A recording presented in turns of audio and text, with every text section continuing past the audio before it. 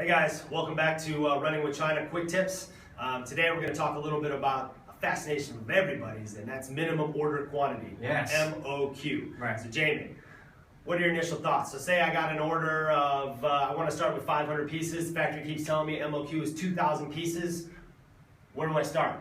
What do I do? All right. So if you got an order of 500 and they're saying, you've already kind of asked and said, look, I'm doing 500, my next order is going to be 500, and they say, hey, sorry, I'm only going to do 2,000. That's not a factory that's going to be you're going to be able to work with, because they are not the correct size for you. They might be too big in order to care about your order. Right. So the next step is you want to make sure you find someone whose MOQ is a little bit closer to yours. But that's not always necessarily true, right? Right, so there's also kind of talking, everybody's here is in business, they're all trying to catch the next big thing or whatever. So just because you have an order of 500 and your next order is only going to be 500, if you talk about this is where my company is, this is my plan, this is the growth potential we see, you might get a factory who's like, hey, I got some extra capacity, I like this guy, he flew over here, I like his shirt, his beard's a little ugly, but whatever.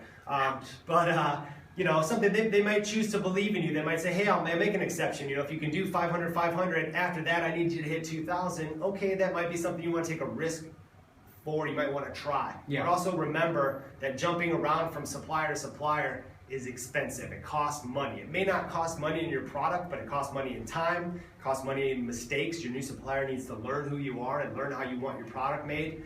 So jumping around for one type of product from supplier to supplier is not a great option. So when we're talking about MOQs, how do you find that perfect factory? Well, first, it's always a good idea just to ask if they will accept an order like this. And if you're getting positive feedback that they would be interested in doing that, and you're not having to turn their arm to get it done, well, this might be a factory that you can start working with.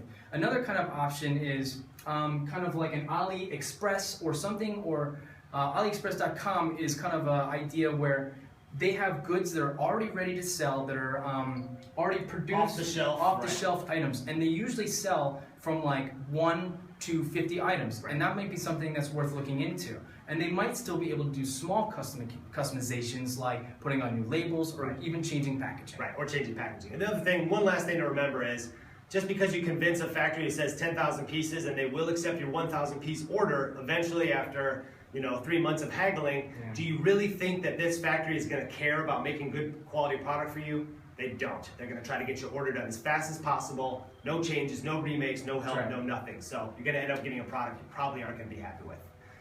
So thanks guys. If you want more quick tips from Running with China on your China sourcing needs, join the mailing list down below. Get a free top 8 sourcing mistakes in China PDF, and we'd love to have more questions and comments. Thanks a lot.